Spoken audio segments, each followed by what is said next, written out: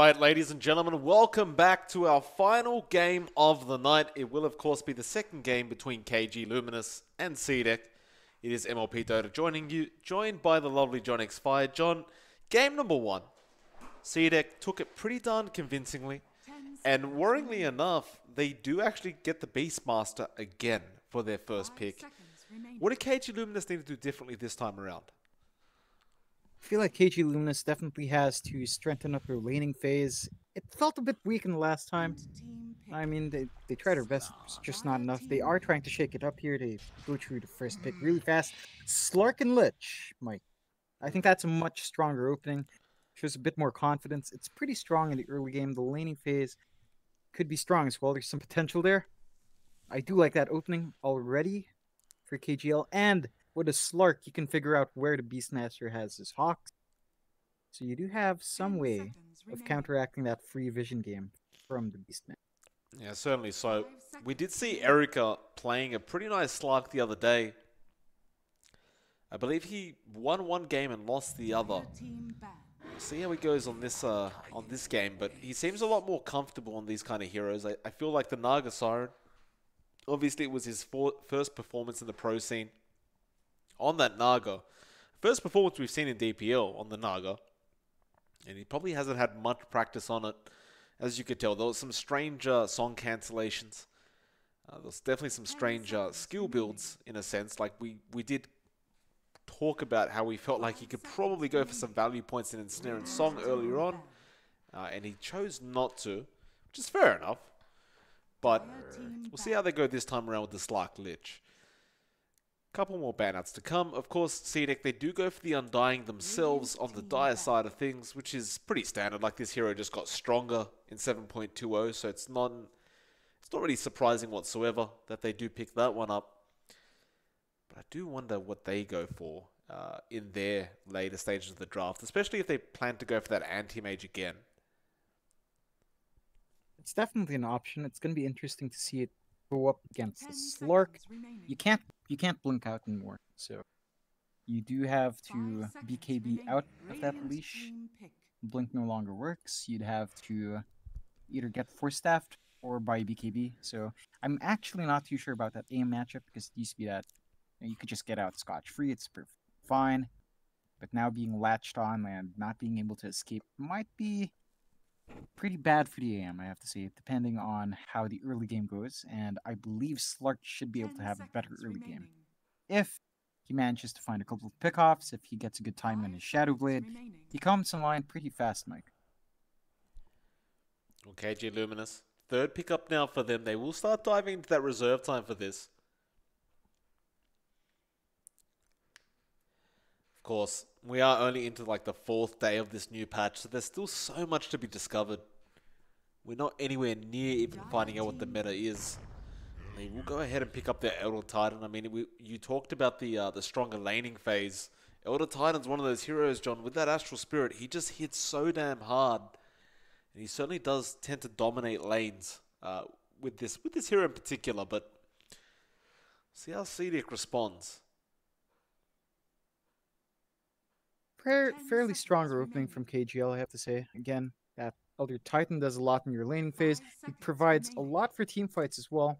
We've seen some clutch plays with pretty good stomps, and the Earth Splitter is always good. Of course, you have pretty good potential if you can clump them up with your Earth Splitter.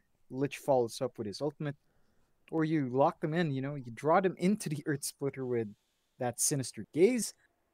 It's pretty synergetic with the Lich, I have to say. It's going to be something to watch out for if they can really play up that combination well.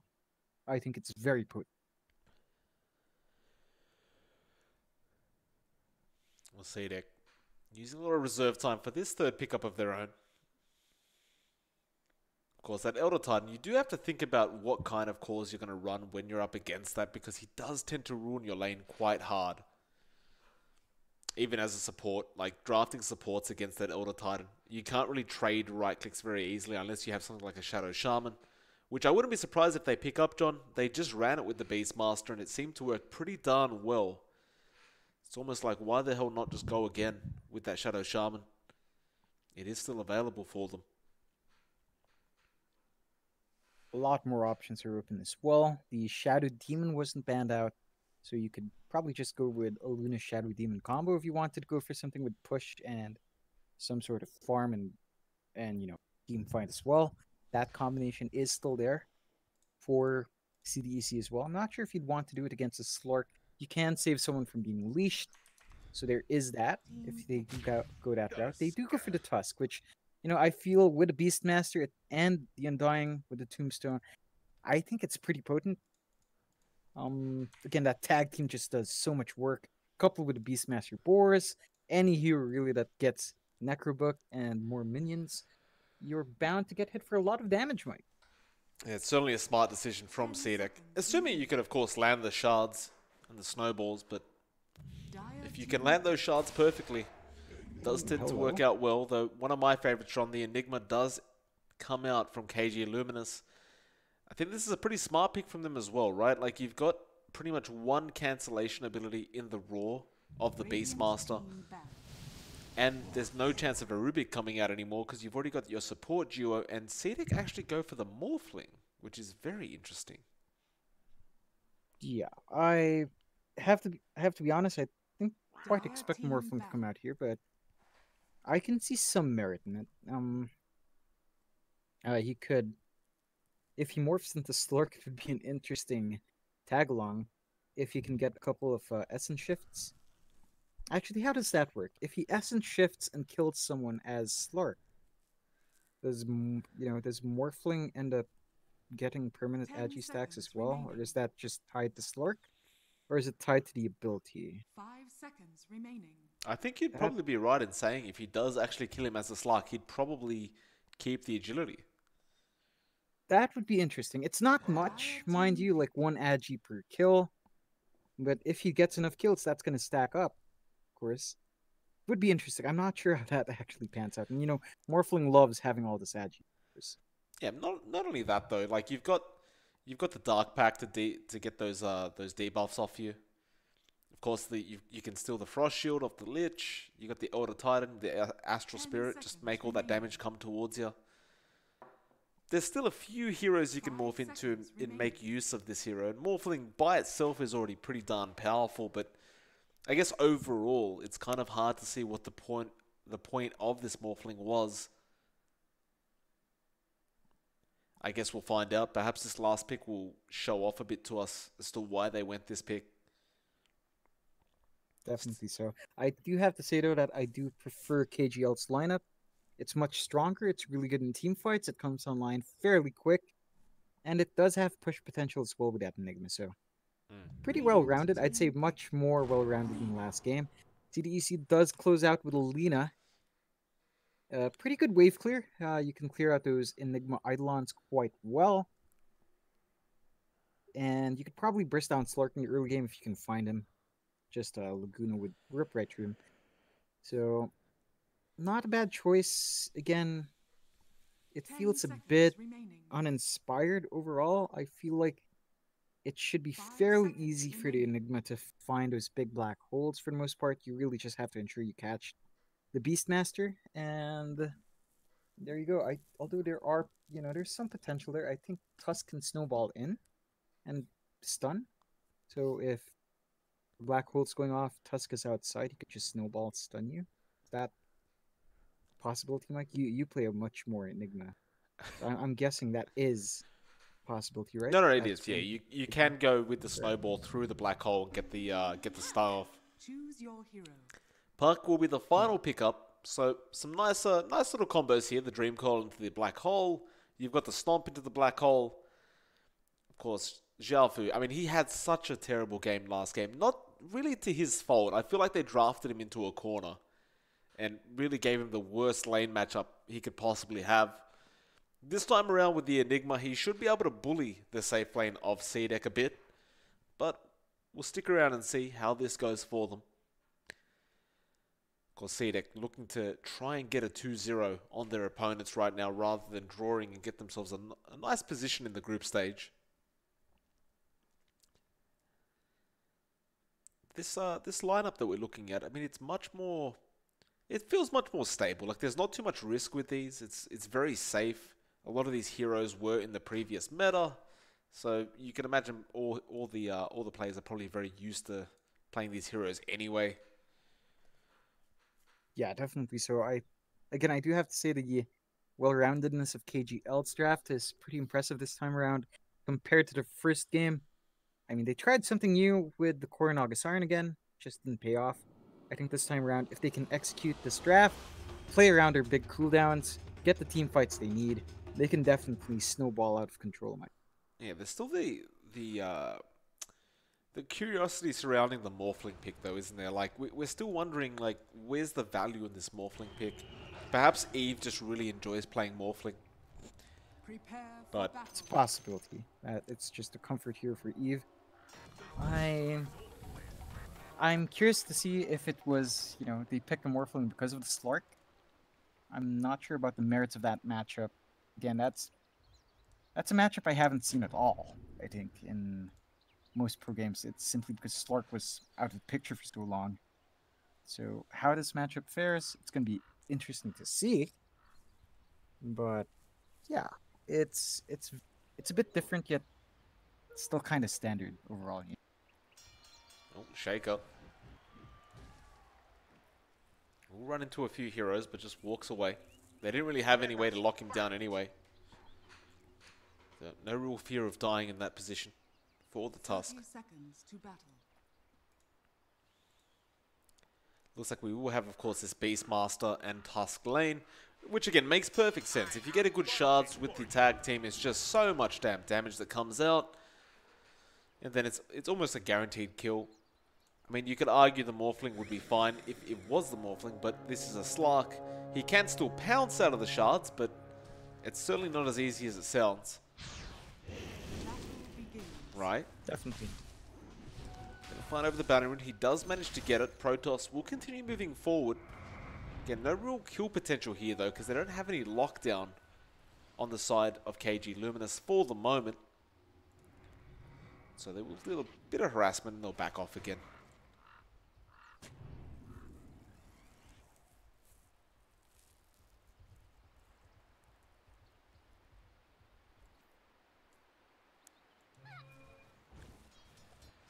I'm curious to see as to how far Protoss can take this Elder Titan pickup, because there's a lot of potential with this dual lane, and the damage coming out from the Eidolons is nothing to scoff at, and the damage coming out from the ET as well. So you could probably force the Undying to use a lot of his mana early on, just trying to keep himself healthy with K-spam, rather than using it for offense. You have to watch out for your HP pool though, but ET is fairly...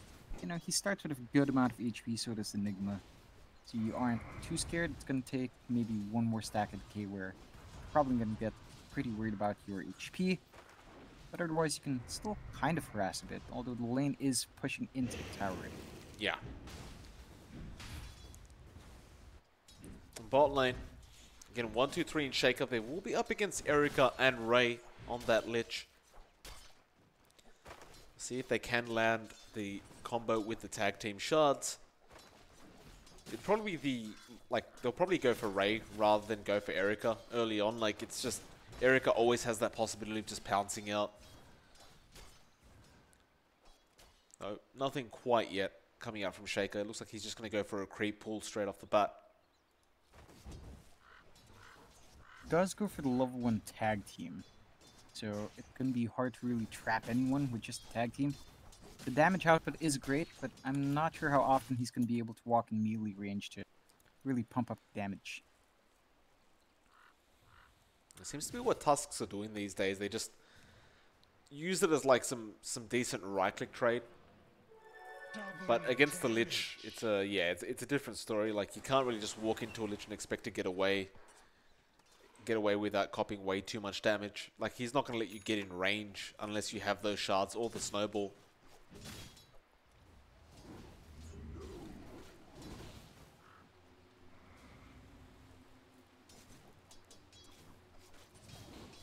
Yeah, both teams are just really taking their time in the laning phase. Nothing too wild coming out, which I guess it's kind of to be expected in these lane matchups.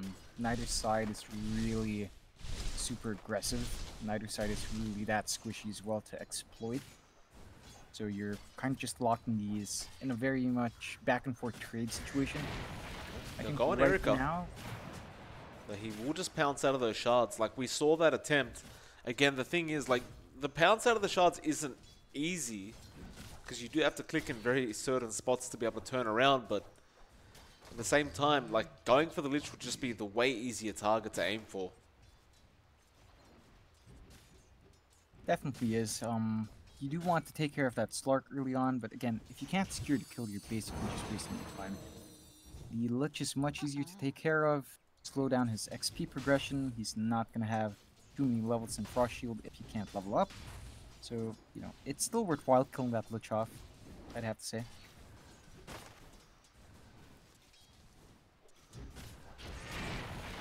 Shake up. Shards again goes out, but this time around he does end up missing. Looks like he's going to go for a bit of a roam, perhaps try to go for the 4-minute rune. Assuming it does spawn at the bot lane, and it does. He gets an invis rune, so perhaps this time around he can land that shards, but he'll probably end up giving it away to XM anyway, who does have a bottle up. And yeah, that'll be the case. XM will roam down and try to grab that. Though they are going into 1-2-3 now. Erica doesn't have the pounce available any longer. And perhaps Ray may have given his life away for this. Tag team activated. Shards is there. In 1-2-3, he'll pick up a very, very easy kill for himself. They'll try to do a little bit of harassment as well to Erica, but yeah, they tried to go for the gank onto 1-2-3 when he was alone, and it didn't quite work out. Unfortunately, Ray found himself really out of position because of it. That does give CDEC a nice gold injection, of course, and brings them just above 1k net worth sort of advantage right now. Overall, though, all these lanes have been going fairly evenly. If you check the last hit board, most of the heroes are at 19, 20 sort of last hits. The only one really taking over is probably XM by just by a few creeps at 5 minutes in, 28-7 compared to the Puck's 22-3. Otherwise, it's fairly similar. Of course, Enigma is on top there with denies. That is Enigma. He can deny quite easily with demonic conversion and the Eidolons coming out. So again, a very stable early game so far. Nothing really too wild coming out from both teams, although KG.L is trying to get something done. Yeah. Bot lane, Shaker, gonna be in trouble though. Erica copping a lot of damage, mind you, and he might end up trading his life for that, and he does. Now 1-2-3, he gets stomped up. They don't have the gaze available in Protoss. Can he really deal the damage? Probably not. 1-2-3, he's just gonna walk out of there safely. Meanwhile, Mao falling very low in the mid lane. He does just walk out of there safely. But I don't know about that trade. Like, you get the tusk, but you give your Slark away for that. Certainly doesn't seem worthwhile to me. Definitely not worthwhile, I have to say. Again, you want the Slark to have a good start. He is trying to go on 1-2-3 again. Yeah, Dark Pact was used very late. He waited till the pounce was over. Now Shaker, he misses the shards. Bit of an unusual miss there, but it almost would have been a guaranteed kill had that landed. More importantly though, 1-2-3 doesn't end up falling to that Slark, and overall this Beastmaster just looks a bit too tanky for the Slark to actually take down in the laning phase. Definitely so. He can just really keep you at bay with constant wild boar harass. He can clear out the creeper as well. They really help you in securing those last hits and denies. The Hawks give you too much vision that you can't really catch him out of position. And it looks like CDEC's now going on Ray again. Yep, why the hell not? They've got Rai there as well to help out. And he does go down very, very easily. They'll make it a 1-3 now. Net worth slowly creeping the way of CDEC. This Tusk pick really does start to pay off, though. I've got to say, Shaker, he's been a bit... I mean, I don't want to say off, but he has been slightly off with those shards so far. We'll see if the shard game does improve a bit later on in this game, but a few missed opportunities.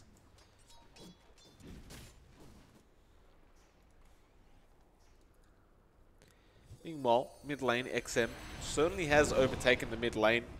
Currently about 700 gold ahead of the puck. So certainly feeling very happy with that. He's also a full level ahead of Mao on that puck as well. I mean, we all know what laners get like when they get too farmed up and too leveled up. I mean, it's going to be a real problem.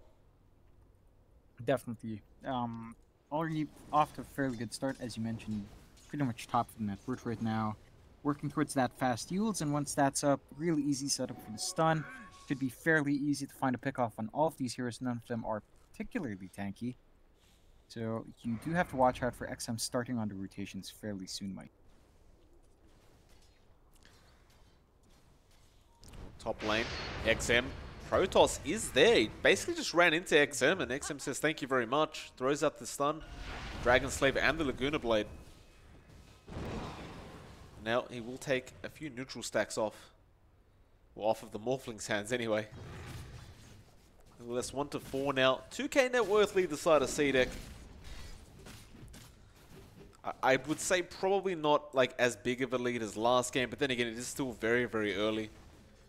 They are pretty much on their way to having the same kind of game, although Ray is going to be a target. Their Dream Call is there from Mal. Very nice rotation, but Ray's dead anyway. And now the Roar comes out though. Erica, he had the Dark Pack down. Now the Snowball will follow him down. The Stomp is going to do nothing. It wasn't timed well. And well, the Orb, it will take care of business. Mal does clean up the two heroes that were after his Slark. But my god, that was pretty darn close. Definitely, it was a bit too close for comfort, but KG.L does come out on top. They take down that Beastmaster who's been such a pain to deal with, and that does give Erica their level 6. I believe that gave them their 6, or those 2 kills were a significant amount of XP. Managed to get that, you know, the passives there, so you have some sort of sustain for yourself in the lane by just going into the jungle. Although it's kind of hard, again, with a Beastmaster, they're probably going to maintain vision on you. Top lane commits the black hole. They will end up getting Eve because of this. And now Shaker, he's trying to find a return kill onto Xiaofu. They will get it with the Laguna of XM. Though Eve did end up falling on that Morphling. They were trying to get the kill onto Xiaofu with that tag team. Perhaps they just weren't expecting him to actually throw out the black hole and accept his death, and it wasn't the case. He turns around and gets a very, very nice pick off. I'll take that. Now they'll find even more. Rai was out of position. KG.L punishes him for that, and a 5 to 6 now. They do catch up in terms of kills anyway. Dream Call onto Shaker as well. Where's the follow-up though? Astral Spirit is there. Protoss just runs in and he breaks the coil. Perhaps misjudging the distance he could run. Misjudging the time, and well, he pays for it with his life.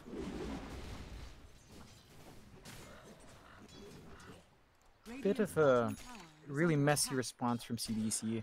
They've been overextending just a bit, but props to KG.L for finding these opportunities, getting the kills they absolutely need, and close down that gap. Just about 1k net worth now for CDEC at 11 minutes in. You know, it's fairly close across the board, so it's still anyone's game. Chain Frost, mid lane. They do end up getting Eve again, very easily in fact. He just seems to never be able to get out of these situations. Now Rai will be moved on, and looks like Mal will probably just pick him up. Killing spree for the puck now, and Eve, I'm just shocked he didn't throw out the waveform to try and get out of that one. Meanwhile, bot lane, they're trying to go into Erica. They do get the tier 1 tower, and a very nice chance comes out from Shaker. The tag team has worn off, but Erica probably will die, although a very nice pounce. The axes do not connect, but 1, 2, 3 will find the final right click anyway. I suppose a carry for a carry is not too bad of a trade for either team. I feel like KG.L still kind of comes on top of that. CDEC does get the tower though, but you know, I feel like KG.L needs as much as they can, much more than CDEC, as CDEC does have a safety net in that Morphling into the late game, whereas KG.L just is supposed to come online at this point in the game, so they need to secure themselves to start. Well, they'll find Mal in the mid lane again. XM setting it up, and Shaker will take the kill with the Walrus Punch. And XM has been playing very, very well this game. Second in net worth only to his Beastmaster. Of course, we saw 1, 2, 3 last game. Played a pretty darn good Beastmaster. He's pretty much doing the exact same thing this time around. All the farm going his way. And they haven't really been able to stop him from doing so. In fact, Beastmaster currently sitting at 5 kills, 1 death. So got to really keep an eye on 1, 2, 3 to make sure he doesn't get any further than he already is. Otherwise, he could just become a serious, serious problem. Yeah, 1-3's movement is very good. You know, as if the map's busy, as long as the map's not busy, he's always just here farming a side lane, getting the push going, and getting as much farm as he can. Does look like a smoke is committed from KG.L, but you know, 123 seems to be aware and just TP's out.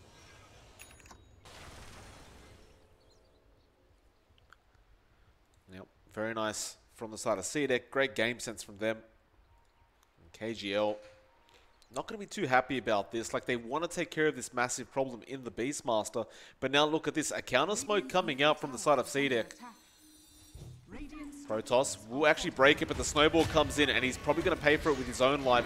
Shards as well blocks that high ground, so Ray can't get away. The nice Chain Frost comes out. They will get the Elder Titan. Meanwhile, Shaker going down to Mal in the backlines. Ray is falling very low.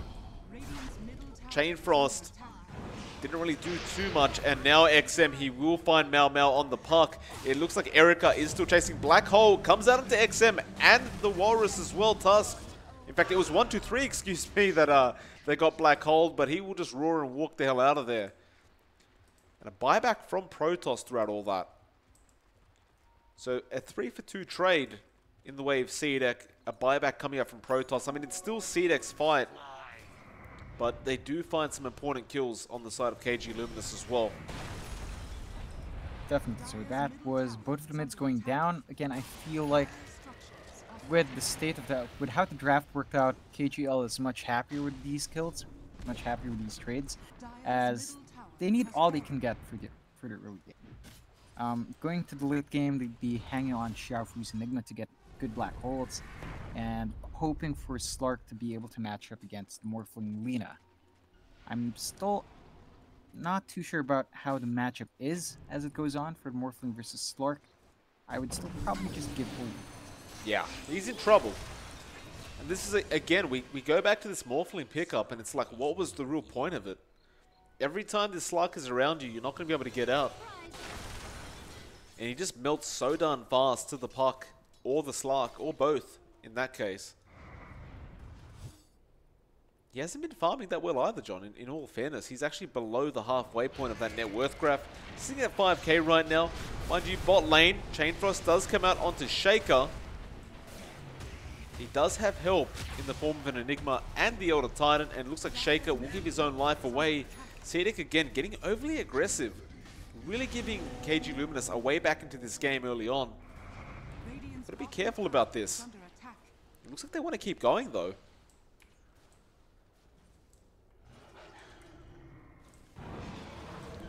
And I get that the black hole's down, but I wouldn't feel that safe going up against KG.Luminous's draft. It's a fairly confident win from CDEC, which is pretty much the story of this game. A lot of their success and failures have been from them really being confident in, you know, their positioning and their heroes, but sometimes just being a bit off. Eve again in that mid lane, trying to get a push going. He will get it. Mal was there to disrupt just a bit, but I believe he thought someone was behind Eve, and perhaps it was a bait. And XM was pretty close by. So they do get some nice towers out of this CDEC. Even though they, you know, they do give a couple kills away, objectives are more important, and they do certainly take those. The question is, how do they go about the next 10 minutes or so of the game? It does look like KG.Luminous are moving forward. Eve is, of course, going to be the target that Mal wants.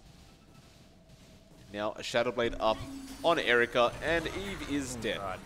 Yeah, doesn't really take long to take this Morphling out. Can they find more? Ray moves in with the Frost Shield. He finds Rai, and looks like they found the Dream Call as well onto 1-2-3. And well, both of them will end up falling. Although 1-2-3 trying to make a run for it right now. KG.L. Looks like they will get the stop onto 1-2-3, but would they follow up? Mal is moving his way up. There will be a TP attempt. No Dream Call available. Oh, the pounce misses as well, but Erica, with that final right click, will get the job done regardless. And again, KG.L is playing to their strengths here. They haven't even expended Black Hole in a while, Mike. It's been off cooldown for quite a fair bit now. So Xiaofu still has that tool in the next big team fight. Sure, they've lost some map control, but they're finding the kills they want. They still have a tier 1 up top. And, you know, slowly but surely, the Slark is getting bigger, Mike. Absolutely.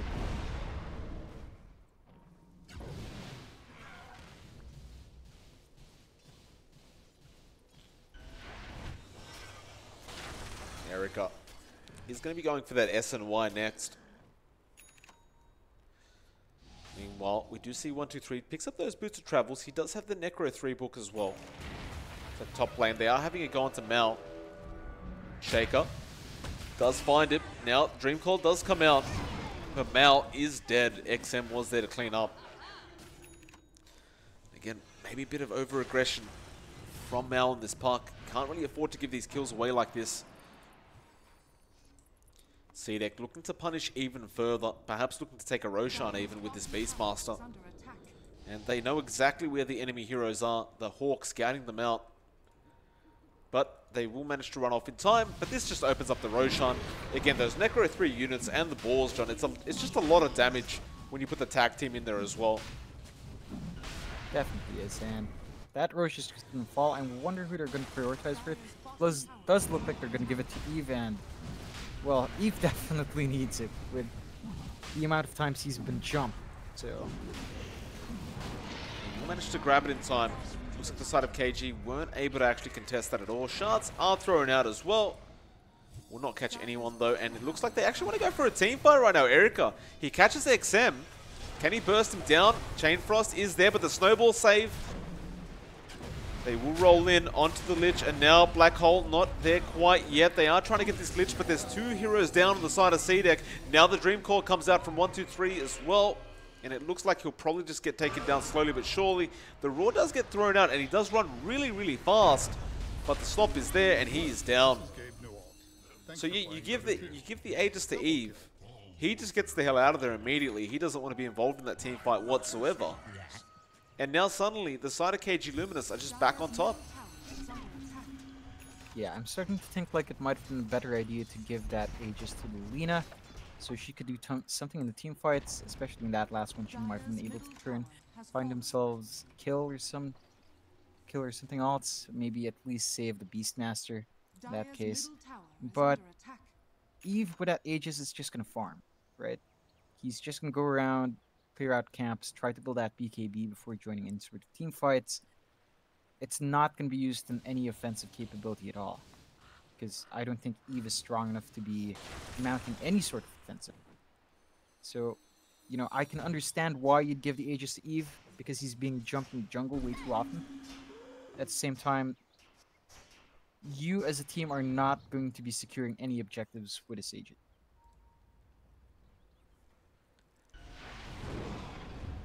Well, they will go for a smoke on the side of CDEC.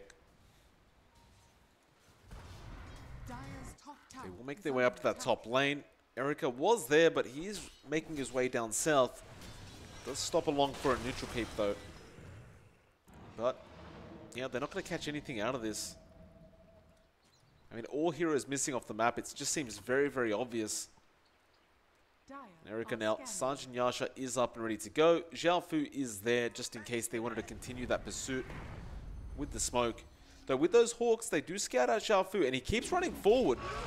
Now the Roar is there, and that was very wishful thinking from Xiaofu, I feel. No, they're going to start a team fight now. Dream Core comes in. The buyback is there from Xiaofu. Chain Frost as well onto Shaker, trying to burst him down. He's pretty darn tanky, but eventually they may be able to get him. In fact, no, he's running for it. The Black Hole, it's only on one, and that's 1, 2, 3. Snowball will cancel it off. It looks like they will finally get the task. Can they get 1, 2, 3? Not 100% sure yet. It looks like they just may be able to. Eve doesn't really know who to target right now. He's going after the puck. But the puck is out of there, and CDEC are now on the back foot. Mal going to move forward. A very nice stomp onto 4 heroes, but there's just no follow-up. Neither team really wanting to go in, apparently. Like, they're both hesitating quite a lot. A 4-man stomp, but they just stood back. That comes down to the fact that there's no real follow-up right now, Mike. They did expend Chain Frost earlier. They expended the Earth Split earlier. The Black Hole is on cooldown as well. And the Dream Coil was down. So basically, you'd be depending mainly on Slurk to go in, do enough damage with the Dark Pack and the Puck with the Orb and, and the Waning Rift to burst some damage out. But it's a heavy risk as well. You're playing in that type area against a Tusk. He does have that tag team up.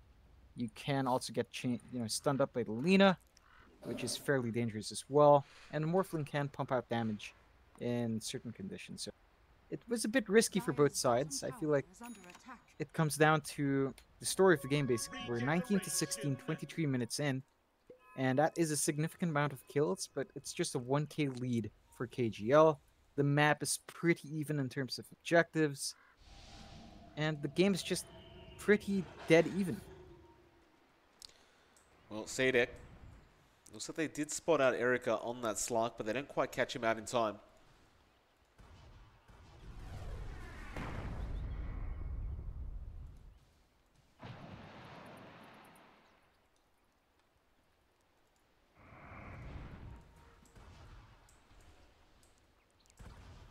CDEC looking for somebody to pick off with Shaker, so they will just go for the tier 2 tower instead.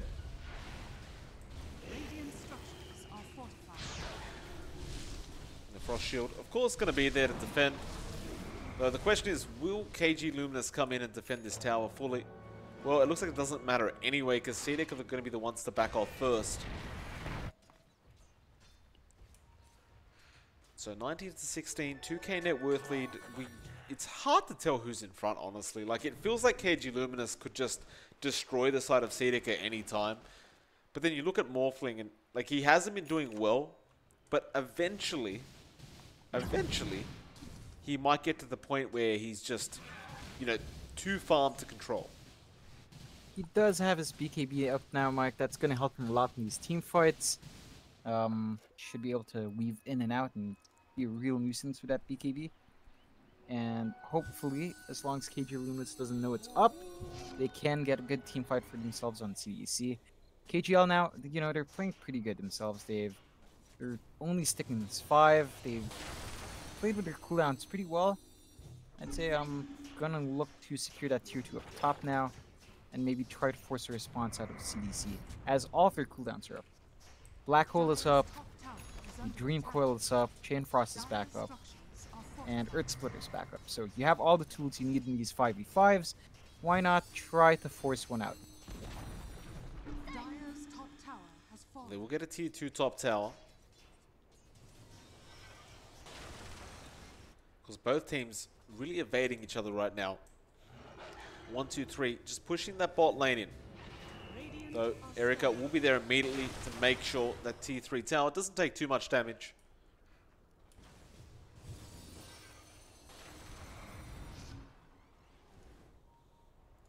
Mal, gotta be careful. He's about to run into almost the full side of CDEC. Though it looks like CDEC aren't aware he's there either. The Snowball comes in. Phase shift will dodge it. Now the Dream Call. It's only on 1. There is a TP in from Xiao Fu. Who do they actually go on? In the meanwhile, in the backlines, it sounds like there was a roar going on, but Erika, he goes straight on Eve. Where's the damage though? Eve is actually quite tanky on this Morphling with that morphed position on the Slark. Pretty much nobody dying apart from that Lich quite yet. Now Laguna comes out. Erika actually falling quite low and Eve finds him. Mau Black Hole comes out. He's caught 3 of them, but the Snowball will cancel it off, and now XM, he will fall, but the puck will also fall, and the buybacks come out. Shaker, he's down as well. 2 down on the side of CDEC with no buyback whatsoever. Xiao Fu being chased down by Eve, who's actually not hitting for jack shit right now, John. He's strength morphed all the way, and he will end up dying. 1, 2, 3. Apparently finds Protoss under the tier 3 tower. So it looked pretty even. There was some buybacks on the side of KG.Luminous, and it was really a 4 for 3 trade. CDEC still come out on top in the end, but nobody really wins out because they don't get any objectives. Pretty much so, Mike. Again, those were the big teamfight ultimates expended, except for Chain Frost.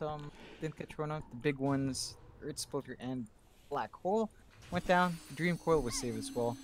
So you do have some opportunity for KG.L to come back in. Unfortunate for CDEC that they lose Eve again. I think it's starting to be really painful every time you lose this Morphling. He's already lost too agi, but it does work, Mike. Take a look at you. He has one permanent agi as well. So if he gets a kill with Essence Shift on, he gets to keep the agi, and it's balanced out. He lost 2, he gained 1. Just needs to get 1 more Essence Shift kill, and he'll be back to 0. Just base agi. Excellent. That's pretty cool.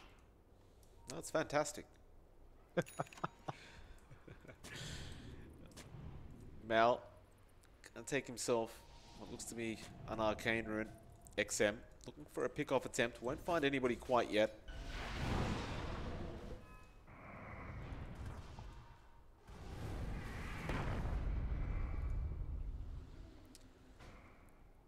Alright, so looking at the time of the game, 28 minutes in, looking at the draft, I have to say, going into that late game, I mean, this is still the mid game, to be quite fair. It just feels like late game because we barely get games that last, you know, past 35 minutes. But, you know, going into this mid to late game now, I feel like this is when Eve should start to take over soon. Yeah, right now, not many offensive items yet, just that Morbid Mask and Black KB, Dragonlance. I think once you hit that Eye of Scotty plus 1 more big item, I'd want to say a Butterfly in this case, or a Ether Blade, I think the damage will really start to come out for Eve. And that's when you get a bit worried as KG.L. Again, the late game scaling of Slurk is pretty good, but how does it measure up against a Morphling? I can't quite tell. It's been a while since we've seen a professional Slurk into that late game. Granted, Slurk has 5 seconds of invulnerability while attacking. That's pretty big.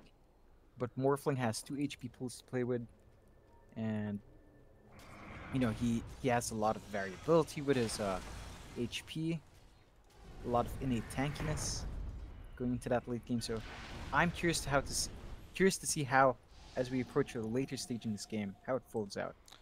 We'll see it now. They've gone for a smoke. Dream Call is out onto 123, but this might be a bit of a bait from 123. Although in the back lines, who have they found? It is the Lich, and 123 is down.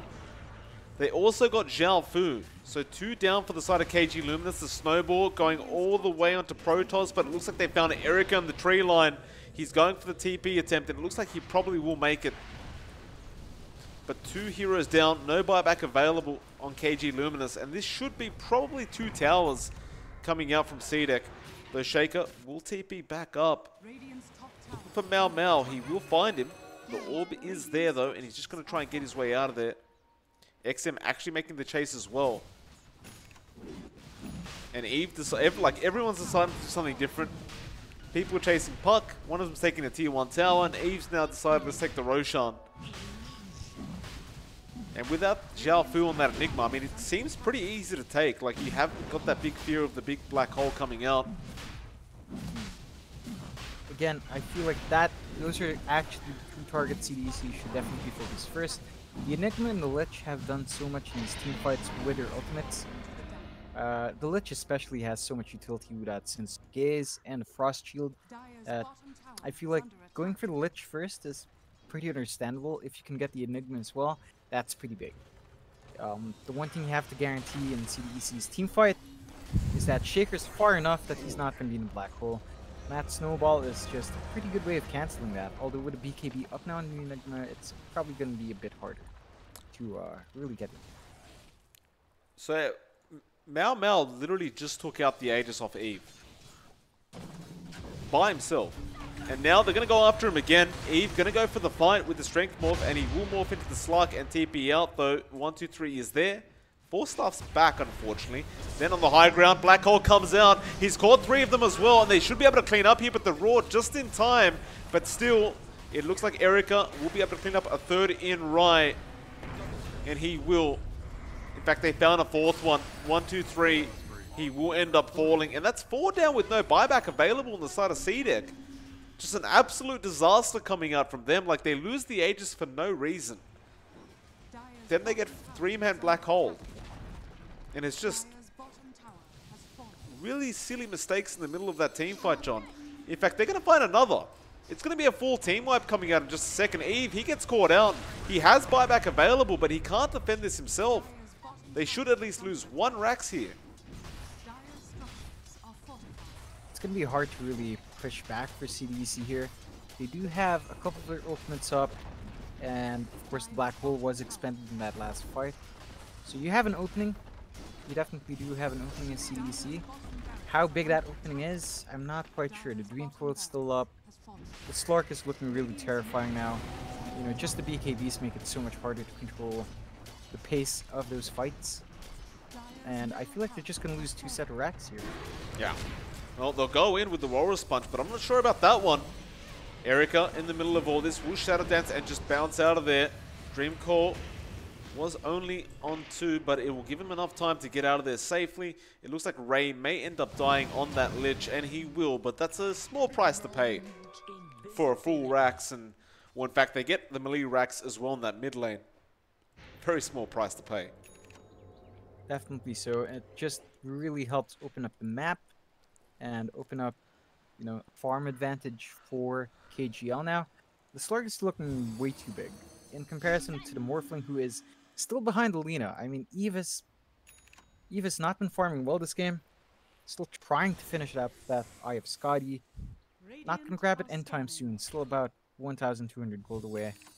And I feel like he really needs that item, and so much more, to really start facing up and manning up in these fights. This Morphling pick, I mean, we questioned it in the draft. It just seems very strange. It has not paid off whatsoever for CDEC. He keeps farming up, but then, like, there's still a Slark that could be a very, very big problem for you. Now Shaker, can he get caught out by Eric, although he has teammates around him. He will force stuff out of the leash. Now the Frost Shield comes in. Snowball is there. Dark Pact already committed. Now BKB. Black Hole again comes out. He's caught 2 of them, John. And then the big targets in the Morphling. Eve is down. No buyback available. Right, will TP out, but it's going to be a Beastmaster Undying defense coming out for this high ground. You've got Shaker, who has a buyback available, but whew, man, this looks like Mega Creeps, and this possibly looks like GG here. It does feel like it. No buyback for Eve is going to make this really hard. 1-2-3 can add. Yeah. I don't know, John. That performance. I that mean, you know, it's much. It was odd. It definitely didn't fit in with the draft. It didn't do well in lane. I don't know what to say. Maybe they figured Morphling would be good against Slark. It just didn't work out that way. And that was off a pretty good game 1 for CDEC as well. But KG.L managed to fix up the draft issues, play much better, and come out on top 31 to 23, 35 minutes in. It's fair enough, Mike. Good performance from KG.L. Rather odd draft choice from CDEC, but KG.L definitely played better as well, Mike. It's not just down to the draft. No, certainly so. John, that'll be it for us. That's the final game of the night. We'll be back tomorrow, but you got any words for the viewers before we head off? You know, I hope everyone's been having fun, and you know, we've got a few more days of this Chinese Dota to go through, which has been pretty entertaining. You know, you see ups and downs, certain teams going back to old strats. It's always fun watching how the patch unfolds, and we're glad to be right here in front with everyone else. So, you know, if you guys enjoy, do come back tomorrow and all the way until Sunday, right, man? And if you have any sorts of suggestions or feedback, we are on Twitter at MLPDota and at johnxfire, so just fire away at us. We're open to whatever you have to say, you know, whatever. Yeah. On that note, guys, thanks for watching. Hopefully you enjoyed, and we'll see you again tomorrow night. You guys have a great day or night ahead of you guys. See you guys next time.